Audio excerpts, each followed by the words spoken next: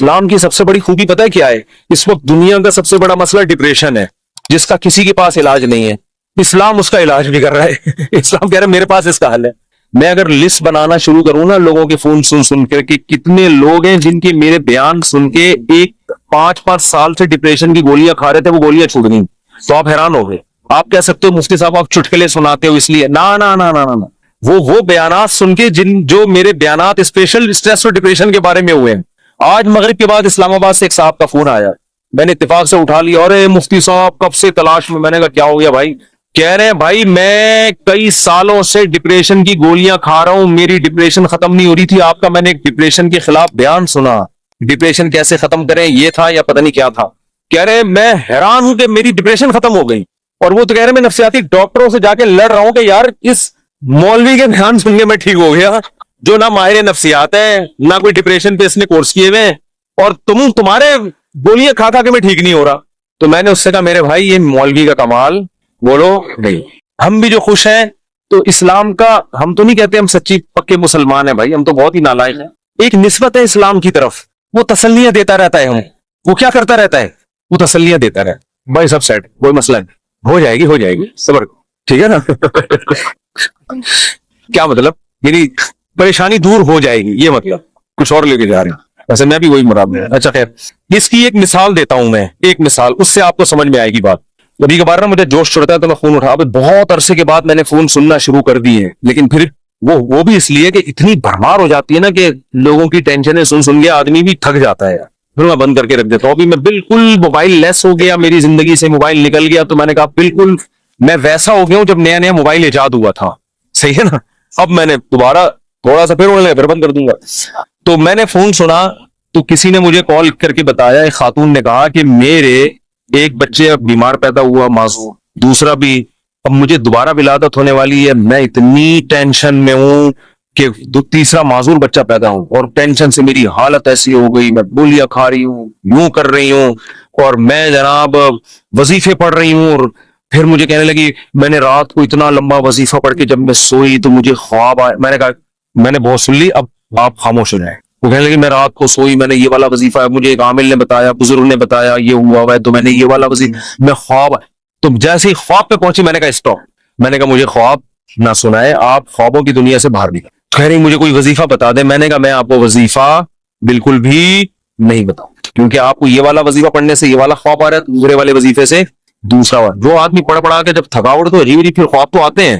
میں نے کہا محترمہ آپ کا علاج صرف ایک چیز میں ہے. آپ نے یہ کیوں فرض کر لیا کہ معذور بچہ مجھے کسی قیمت پہ نہیں چاہیے؟ یہ سوچ غلط ہے، آپ خدا سے لڑ رہی ہو. سمجھ میں آ رہی ہے بات؟ اس دنیا میں آپ کی مرضی بولو نہیں، اس میں خدا کی چلے.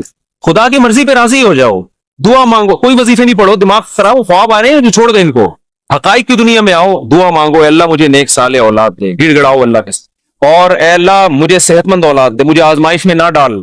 دعا گڑ گڑا کے مانگو، لیکن دل میں یہ رکھو میرا کام تھا مانگنا، ہوگا وہی جو اس کی بولو مرضی، اور جو ہوگا میرے حق میں بہتر ہو. میرا خدا میرے ساتھ غلط. میں نے کہا یہ ذہنی طور پر تیار ہو جاؤ کہ تیسرا بھی معذور ہو سکتا ہے.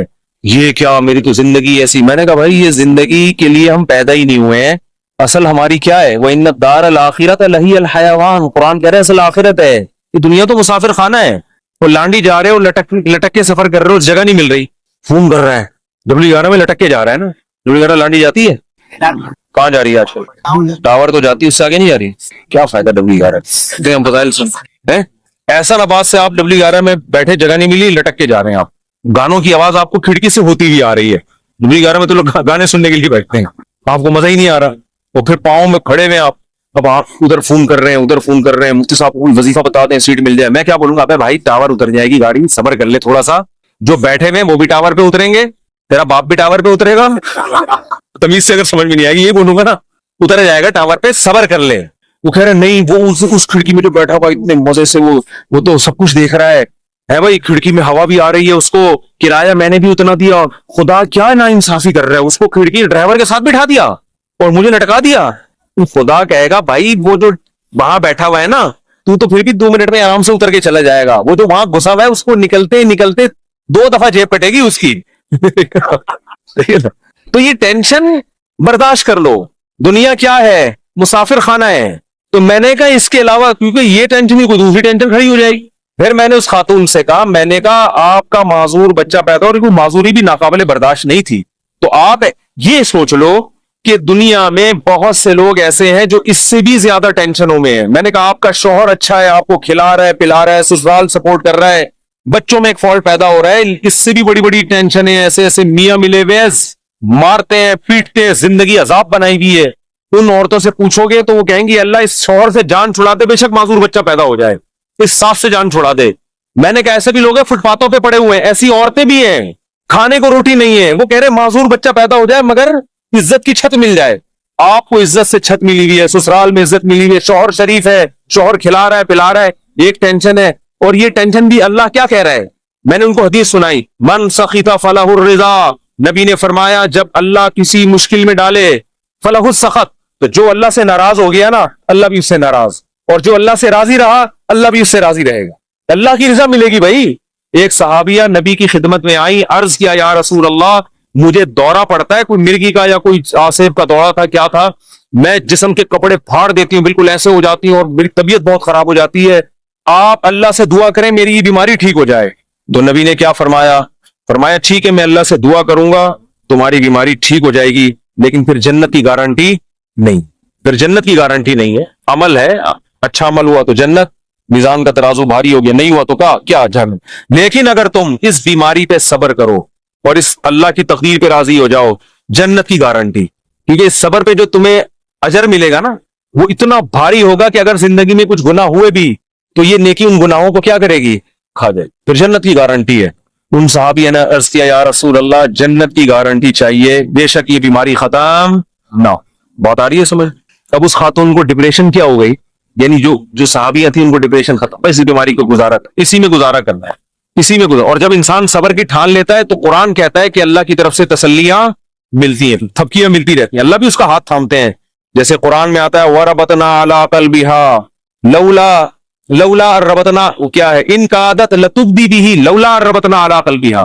حضرت موسیٰ کی ماں نے جب اپنے بچے کو, بس یہ آخری بات کر کے بیان ختم کرتا ہوں, اپنے بچے کو صندوق میں ڈالا نا اللہ کے حکم پہ, تو قرآن کہہ رہا ہے موسیٰ کی ماں کا دل صبر سے کیا ہو گیا, خالی. لیکن اللہ کا حکم تھا اس کو صندوق میں ڈالو. اب ماں کیسے ڈالے بھائی اپنے ہاتھ سے, اور وہ بھی دریا کے حوالے. اور قرآن کہہ رہا ہے وہ صندوق گیا کہاں, فرعون کے گھر میں. موسیٰ علیہ السلام کی ماں کو اطلاع دے دی ان کی بیٹی نے, وہ تو فرعون نے اٹھا لیا. قرآن کہہ رہے کیونکہ اب اللہ کے حکم پر سب کچھ ہو رہا ہے. قرآن کہہ رہے ہم نے موسیٰ کے ماں کا دل کو تھام لیا, رسیوں سے باندھ دیا, جو لفظی ترجمہ ہوگا باندھ دیا کہ یہ بے صبری نہ ہو جائے. ان کا عادت لتبدی بھی لولا ربطنا علی قلبها. قرآن کہتا ہے موسیٰ کی ماں ایسی بے صبری ہوئی کہ قریب تھا کہ جا کے فرعون کو بتا دیتی کہ میرا بچہ ہے مجھے دے واپس, جذبات میں آ جاتی. لیکن قرآن کہہ رہا ہے ہم نے موسیٰ کی ماں کے دل کو تھام لیا. کیوں, اللہ کے حکم پر عمل کیا نا, تو کچھ موسیٰ کی ماں نے کیا, جو نہیں ہو پا رہا تھا وہ کس نے کر دیا, اللہ نے. تو آپ مشکلات میں جب صبر کی کوشش کرو گے, جتنی کوشش آپ کر سکتے ہو کرو, باقی کون ہمت دے گا, اللہ. ہم سب کو اللہ سے دعا مانگنی چاہیے, اللہ مشکلات سے بچا. ہم صبر کرنے والے لوگ نہیں ہیں, ہم تو نالائق ہیں. ہم اللہ سے خوشیاں مانگتے ہیں, عافیت مانگتے ہیں, لیکن اللہ نہ کرے کوئی مشکل آ گئی, واویلا نہیں کرنا بھائی, یہی اسی میں بہتری ہے, اسی میں فائدہ ہوگا. تو میں نے اس خاتون سے کہا کہ اللہ کہتا ہے کہ اس ٹینشن میں صبر کرو تو کیا ہوگا, اللہ راضی ہو جائے, اس کا بہت اجر دے گا. میں نے کہا آپ کل بوڑھی ہو کے آپ نے مر جانا ہے, اگر آپ کے 3 بچے بالکل صحت مند پیدا ہوتے ہیں بھائی, تو کیا مرنے کے بعد یہ قبر میں ساتھ جائیں گے؟ قبر میں بچہ نہیں جائے گا. معذور بچوں پہ جو آپ نے صبر کیا, یہ صبر کہاں جائے گا, قبر میں ساتھ جائے گا. صحت مند بچے ہوں, صبر کا موقع نہیں مل رہا, تو بچے تھوڑی جائیں گے قبر میں ساتھ. لیکن معذور بچے ہوں, آپ نے صبر کیا, تو وہ صبر قبر میں آپ کے ساتھ جائے گا. تو پھر انہوں نے ایک اور سوال کیا جو میں آپ لوگوں کو بتانا چاہتا ہوں. انہوں نے کہا لوگ مجھے کہتے ہیں کہ تم کوئی منحوس ہو, معاذ اللہ, نحوست ہے تمہارے اندر, کوئی گناہ ہوا ہے جس کی سزا تمہیں مل رہی ہے, معذور بچے پیدا ہو رہے ہیں.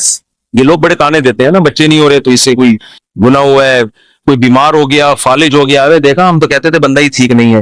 میں نے ان سے کہا, میں نے کہا یہ بات لوگوں کی غلط ہے, اس کو نہ سنیں. ہاں توبہ استغفار تو ہر ایک کو کرنا چاہیے, اپنا اگر کوئی گناہ ہوا ہے تو اللہ سے توبہ کرے, معاف ہو جائے گا وہ. لیکن میں نے کہا قرآن میں کیا کہتا ہے, اَيَحْسَبُونَ أَنَّمَا نُمِدُّهُمْ بِهِ مِن مَّالٍ وَبَنِينَ نُسَارِعُ لَهُمْ فِي الْخَيْرَاتِ بَل لَّا يَشْعُرُونَ. نبی کے مقابلے میں جو بڑے بڑے کفار سردار تھے نا, جو نبی کی ایک نہیں مانتے تھے, ان کو قرآن نے کہا کہ کیا یہ سمجھتے ہیں کہ ہم نے جو ان کو مال اور کثرت سے صحت مند بیٹے دیے تو کیا ہم ان سے خوش ہیں؟ فرمایا نا نا نا، ہم ان سے خوش نہیں ہیں. ان کو پتا نہیں ہے ہم ان کو دنیا میں نوازنا چاہتے ہیں تاکہ آخرت میں ان کا ہمارے پاس کوئی حصہ نہ رہے. اور نبی کو وہ تانا دیتے تھے کہ تم آپ کا بیٹا نہیں ہے بھائی. نبی کو تانا دیتے تھے آپ کا بیٹا نہیں ہے کوئی, اور خود 10 11 11 بیٹے لے کے گھومتے تھے. میں نے کہا اگر یہ بیٹے کثرت سے ہونا اور صحت مند ہونا اس کی دلیل ہے کہ اللہ خوش ہے, اس کا مطلب اللہ ابو جہل سے بہت زیادہ خوش تھا. صحیح ہے نا؟ عتبہ ابن ولید سے اللہ بہت زیادہ خوش تھا. یہ خوشی کی دلیل نہیں. اس کا مطلب اللہ ہمارے سابق صدر تو ولی اللہ تھے. پھر تو ہمارے سابق صدر 5 سال کامیاب حکومت کر کے گئے ہیں جو نہ ایوب خان کر سکا, اور نہ کوئی اور تاریخ میں کوئی ہمارا سیاستدان جو اتنی محنت کے بعد اوپر تک پہنچا وہ بھی نہیں کر سکتا. 5 سال کامیاب ہوئے تو کیا اس کی علامت ہے کہ اللہ کے ولی ہیں؟ وہ ہے نہیں ہے تو اللہ ہی بہتر جانے, لیکن یہ اس کی علامت نہیں ہے. بہرحال تو بھائی یہ آزمائشیں صبر کرنا ہے. تو یہ تو اسلام ہی بتا رہے. اسلام کے علاوہ نفسیاتی ڈاکٹروں کے پاس تو اس کے علاج نہیں. اگر کوئی اچھا ڈاکٹر ہوگا تو وہ بھی قرآن و سنت ہی کا حوالہ دے گا آپ کو. تو دماغی بیماری ہے بھائی, گولیوں سے تھوڑی بہت کور ہو جائے گی. بچھڑا میں محبوب کا غم گولیوں سے ہلکا ہو جائے گا. ہلکا ایک آدمی کی شادی نہیں ہوئی جہاں وہ چاہ رہا تھا, وہ بھاگ گئی, ڈاکٹر ٹینشن کی گولیاں دے کے سلا دے گا. وہ جب اٹھے گا تھوڑے دن تک سیٹ رہے گا, اس کے بعد پھر یاد آئے گی. گولی کو کیا پتا کہ اس کے ساتھ اصل مسئلہ ہے کیا. گولی کو کیا پتا اس کے ساتھ اصل مسئلہ, گولی کو تھوڑی پتا. وہ ٹینشن کی گولی تو سلا دے گی, تھوڑے کیمیکل اوپر نیچے کر دے گی, اس سے تھوڑا سا ریلیکس ہو جائیں گے آپ. پھر جب خیال آئے گا یار وہ پھر آئے گی تو پھر وہ ڈاکٹر پھر سلا دے گا, آپ کو ٹیکا لگا کے. ڈاکٹر بیچارہ وہ اپنی لحاظ سے صحیح کر رہا ہے. وہ کہہ رہا ہے میرے پاس تو یہ آپشن ہے, میری جب بھاگی تھی تو میں نے بھی یہی کیا تھا. یہ حل نہیں ہے. دماغ میں ٹینشن سے جو بیماری پیدا ہوئی ہے تو اس کا علاج کیا ہے بھائی؟ ٹینشن سے تو نکلو پہلے. آپ کو اچار کھانے سے گلا خراب ہوا تو اب گلا ٹھیک جب تک نہیں ہوگا جب تک پہلے اچار کھانا چھوڑو گے نہیں. وہ کھا رہے ہو آپ اور پھر غرارے بھی کر رہے ہو, گلا تو عجیب کنفیوز ہو جائے گا, یعنی ہو کیا رہا ہے میرے ساتھ. اس ٹینشن سے تو یہی حل ہے. اب یا تو ٹینشن کا حل یہ کہ وہ بھاگی بھی واپس لے آؤ, وہ ڈاکٹر کے بس میں ہوتا نہیں. یا اس کے ابا مان جائیں, وہ کسی کے بس میں نہیں ہوتا. تو پھر یہی ہے بھائی, دنیا مسافر خانہ ہے. وہی تو ویسے بھی بڈھے ہو جانے تھے. بڈھوں کو دیکھ لیا کرو جن کے پرانے جو بوڑھے ہو چکے ہیں نا, وہ لیلا مجنو کو سوچ لیا کرو. لیلا کس قبر میں سو رہی ہے اور مجنو کس قبر میں سو رہا ہے. اب کوئی آپس میں ریلیشن ہے؟ کوئی پتھر سے نہ مارے میرے دیوانے کو, بم کا زمانہ ہے اڑا دو سالے کو, کوئی ہے ایسا ریلیشن آپس میں؟ کچھ بھی نہیں ہے, سب فینش. ڈپریشن کا علاج تو اسلام کے علاوہ کسی کے پاس آخرت ہے بھائی. اسی آخرت کے تصور نے حضرت جابر بن عبداللہ تھے یا معاذ ابن جبل تھے, موت کے وقت آنسو نکال دیے ان کی آنکھوں سے. لوگوں نے کہا مر رہے ہیں اس لیے دنیا سے جانے کا غم میں. فرمایا نہیں نہیں نہیں نہیں نہیں, دنیا میں جو اللہ کے لیے ٹینشنیں اٹھاتا تھا ان ٹینشنوں کے ختم ہونے کا غم ہے. دیکھو ٹینشن میں آدمی خودکشی کرتا ہے اور خوش ہوتا ہے ٹینشنیں ختم. صحابی موت کے وقت غم زدہ ہے کہ ٹینشنیں ختم ہو رہی ہیں. عجیب بات ہے کہ نہیں ہے؟ کیوں؟ وہ تو کہہ رہے ہیں اب تو بدلے کا وقت ہے, اب تو جنت ہے. وہ ٹینشنیں جو اللہ کے لیے وہ جنت میں تو ملیں گی نہیں. کسی نے پوچھا کیا ٹینشن؟ کہا کہ شدید گرمی میں روزے رکھتا تھا, بھوک پیاس اللہ کے لیے برداشت کرتا تھا. اس بھوک اور پیاس کی ٹینشن میں جو ایک سکون ملتا تھا کہ میرا رب مجھے دیکھ رہا ہے. افطاری میں جب شدید بھوکے پیاسے ہوتے ہیں, مجھے تو بڑا اچھا لگتا ہے جب گرمیوں کے روزے, تو کم گرمیاں ہو گئی. بچپن میں جو ہم چھوٹے تھے نا اس وقت گرمیوں کے روزے تھے بہت شدید. اب تو اے سی آ گئے گھروں میں, سہولتیں ہو گئی. اس وقت بہت کم ہوتی تھی. ہم تو بہت کم عمری میں ہم نے روزے شروع کر دیے تھے. ہمیں یاد ہے اس وقت شدید گرمی میں کراچی کی جون کے روزے ہم اسکول میں رکھ کے آتے تھے تو نا شدید پیاس سے ڈھال ہوتے تھے. 1 یا 2 بجے کا ٹائم ہوتا تھا. پھر ہم نکل جاتے تھے محلے میں, تھڑے نہیں ہوتے, پیپل کا درخت تھا اس کے نیچے ایک تھڑا تھا, 2 4 درخت